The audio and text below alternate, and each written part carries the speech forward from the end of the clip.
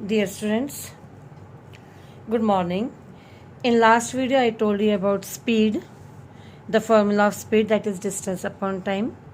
Then I told you about average speed, means total distance covered upon total time taken.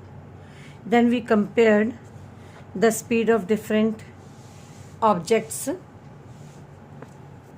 Now the next topic is uniform and non-uniform motion. Beta, uniform means एक जैसा, जैसा आपके school में uniform है बेटा, सब बच्चों की एक जैसी होती है, so we call it uniform.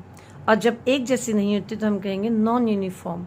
तो here it is uniform and non uniform motion. तो इधर मोशन के बारे में मैं समझा रही हूँ कि यूनिफॉर्म और नॉन यूनिफॉर्म मोशन किसे कहते हैं बेटा. यूनिफॉर्म मोशन, सपोज कोई ऑब्जेक्ट है, कोई व्हीकल है, आपकी बाइक ही है, पहले 1 घंटे में वो जाती है 30 किलोमीटर, नेक्स्ट 1 आवर में फिर 30 किलोमीटर, नेक्स्ट 1 आवर में फिर 30 kilometre. Then we say that object is moving in a uniform motion. Now if the object is covering 30 kilometer in first hour, then 20 kilometer in second hour, and then 40 kilometer in third hour, means in 1 hour here the object is covering unequal distance. So this type of motion is said to be non-uniform motion, means the object is covering unequal distance in equal interval of time. Here this is an activity. Time is given here, then position from starting point, position from starting point. This is car, this is bus. At 9, 0 kilometer, 0. 9:05 means after 5 minutes, 5 kilometer, here 4. At 9:10, you can see after 5 minutes the gap is 5. Here also gap is 5. Here the gap is 4. Here the gap is 2. Gap means between these two position. Here again gap is 5 from 9:10 to 9:15. Then 9:15 to 9:20 again the gap is 5 kilometer. But here you can see 6 to 9 means 3 kilometer gap. 9 to 11 2 kilometer gap. Here you can see here the car is in uniform motion while the bus is in non-uniform motion, because in equal interval of time the car is covering same distance while the bus is not covering same distance. So this was all about uniform and non-uniform motion. Now next topic is time. Time plays very important role in our life. Any change or movement that takes place is understood in terms of physical dimension called time. बेटा कोई भी incident होता है, कोई भी घटना होती है, उसको एक फिजिकल डायमेंशन में मेजर करते हैं जिसे हम कहते हैं time. Time and change are often linked, क्योंकि कोई भी चेंज है उसका लिंक टाइम के साथ होता है. अब कुछ इवेंट्स होते हैं पीरियोडिक और कुछ होते हैं non periodic. Suppose lunar eclipse है बेटा, ये इक्वल टाइम के बाद नहीं होता, तो ये इवेंट पीरियोडिक नहीं कहलाएगा. लेकिन कुछ इवेंट जो है वो पीरियोडिक होते हैं. कुछ नेचुरल इवेंट हैं, जैसे रोज़ दिन का निकलना, मॉर्निंग होती है फिर इवनिंग होती है, ठीक है. तो इस टाइप के इवेंट जो होते हैं वो क्या कहलाते हैं, periodic events. In ancient time people use such natural events repeating themselves at regular interval of time.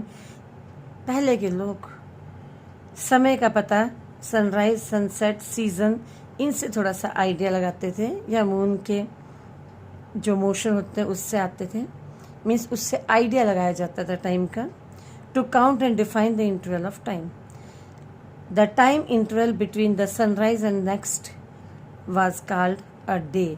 ये बोलते हैं जो समय between one sunrise and the next, जैसे आज सुबह सूरज निकला, अगले दिन सुबह सूरज निकलता, उन दोनों के बीच के समय को 1 डे कहते हैं. ऐसे मंथ मेजर किससे किया जाता था, from 1 new moon to the next new moon तक. A year was fixed as the time taken by the earth complete one revolution of the sun. और एक ईयर किसे कहते हैं? सन के आसपास अर्थ ने जितने समय में एक चक्कर लगाया उसको कहते हैं ईयर। तो आज हम ईयर को कैलेंडर वगैरह से देखते हैं, डे को भी देखते हैं, डेट देखते हैं उसकी, और मेज़र करते हैं, हम टाइम को भी मेज़र करते हैं अपनी वॉच वगैरह से। आज के टाइम में हमारे पास वॉच है जो पहले नहीं होती थी। Measurement of time. Early scientist developed many devices to measure time interval that are much smaller than a day. Early scientist ने कुछ डिवाइस डेवलप किए थे, किस लिए? To measure time. जैसे डिवाइस आ गए आपके sundial, hour glass, water clock, ये सब थे पहले के टाइम में यूज़ होने वाले डिवाइसेस बेटे। सनडायल और आवर ग्लास इधर बना हुआ है बेटा। इसमें क्या होता है कि सन की अलग अलग पोजीशन से इधर शेडो बन जाती है, उस शेडो से हम टाइम को नोट करते हैं। और इसमें बेटा है, इसमें सैंड होता है, वो सैंड ऊपर से नीचे गिरता रहता है धीरे धीरे, और इस तरीके से आर का आइडिया हो जाता है कि कितनी देर में वो सैंड ऊपर से नीचे आ रहे हैं। आजकल क्लॉक्स और वॉचेस यूज़ हो रहे हैं, आपके घरों में क्लॉक्स लगे हुए हैं और वॉचेस बच्चे भी पहनते हैं। आप लोगों ने कई टाइप की वॉचेस देखी होंगी इस तरीके से, तो इनका यूज़ हो रहा है टाइम को मेज़र करने के लिए। Most of the clocks make use of periodic motion. अधिकतर क्लॉक्स में पीरियोडिक मोशन यूज़ होता है। And oscillating simple pendulum is an example of periodic motion. अब सिंपल पेंडुलम सबसे अच्छा एग्जाम्पल है पीरियोडिक मोशन का बेटा। मैं बताती हूँ आप सिंपल पेंडुलम बनता कैसे। What is a simple pendulum? A simple pendulum is made up of a metal Bob. बेटा इस तरीके की ये बॉब होती है, मेटल की बनी हुई है, इसके साथ मैंने ये धागा बांधा हुआ है इस तरीके से, ठीक है। Attach to a taut tight string, ये टाइट स्ट्रिंग था इसके साथ, और thread that is fixed at one end, इसको ऊपर फिक्स कर दिया जाता है जैसे इस डायग्राम में किया हुआ है, इसको फिक्स कर दिया जाता है। The bob is free to oscillate when the pendulum is at rest it is in the mean position, means ये जो सेकंड सेंटर पोजीशन है, यहाँ पर पेंडुलम रेस्ट पर होता है, इसको मीन पोजीशन बोलते हैं। हम इसको इधर लेके जाते हैं, ये एक्सट्रीम पोजीशन होती है, फिर इधर से रिलीज़ कर दिया जाता है और ऐसे जाती है, फिर ये वापस आती है, और इस तरीके से ये जो मोशन है इसको टू एंड फ्रो मोशन कहते हैं। इसका वन कंप्लीट ऑसिलेशन कब होता है?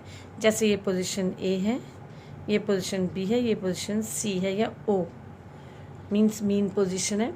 जब हम इसको रिलीज़ करते हैं, ये इधर से ऐसे जाएगा पेंडुलम, और फिर इधर से वापस, जब ये वापस इधर आएगा तब इसकी वन कंप्लीट ऑसिलेशन कंप्लीट होती है, ठीक है। आगे इसको सेंटर वाली ये पोजीशन जो है ना मीन पोजीशन बोलते हैं, और ये आसपास वाले को एक्सट्रीम लेफ्ट और एक्सट्रीम राइट पोजीशन बोली जाती है। और जहाँ से स्टार्ट करते हैं वो इनिशियल पोजीशन होती है बेटा। The time taken for one complete oscillation by pendulum is known as time period of the pendulum. तो ये टाइम पीरियड निकालने का तरीका है किसी पेंडुलम का। ये एक्टिविटी है, इसमें इन्होंने पेंडुलम को फिक्स किया हुआ है, इधर से ए से छोड़ा है, इसको गया वापस आया। तो इस तरीके से हम क्या करते हैं, 10 ऑसिलेशंस का टाइम पीरियड नोट कर लेते हैं कि 10 ऑसिलेशंस कितनी देर में कंप्लीट हुई हैं। जितनी भी टाइम पीरियड होता है उसको हम 10 से डिवाइड कर देते हैं, that will be the time period. Means suppose इसको 60 सेकेंड्स लगे पूरा करने में, मीन्स 10 ऑसिलेशंस को कितने लगे? 60 सेकेंड्स। तो 60 सेकेंड अपॉन में 10, तो 6 सेकेंड इसका टाइम पीरियड आता है। तो वन ऑसिलेशन देखो कैसे बताया है, ए से बी और फिर बी से back. The time period of this time is divided by 10। Repeat the above activity few times. कई बार नोट करो और अपनी ऑब्जर्वेशन का आप इधर इसको नोट करो, and you will be able to calculate the time period. We find that a slight change in the initial displacement does not affect the time period of the pendulum।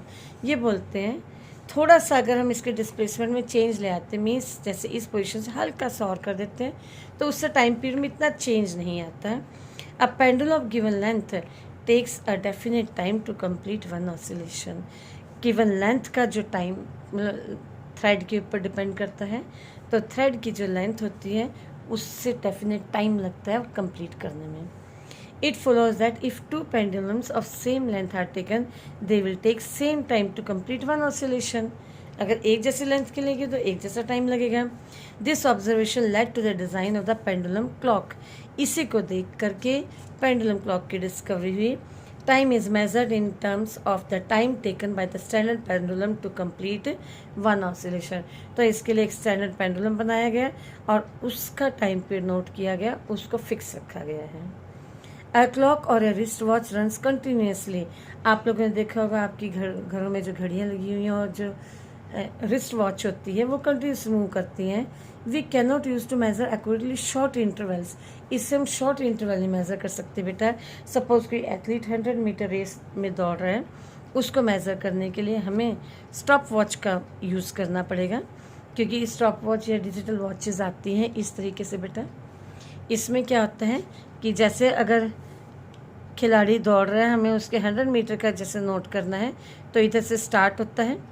इससे क्या होता है कि हमें रीसेट करना पड़ता है, इधर से रीसेट करना पड़ता है, और जैसे ही वो पहुंचता है उधर हमें उसे दबा देना पड़ता है.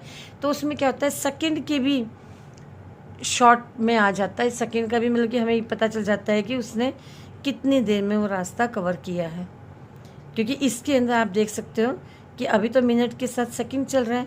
अगर इधर सेकंड चलेगा तो इससे और छोटी यूनिट भी चल देती है इसके अंदर. ठीक है, तो इसको बोलते हैं स्टॉप वॉच.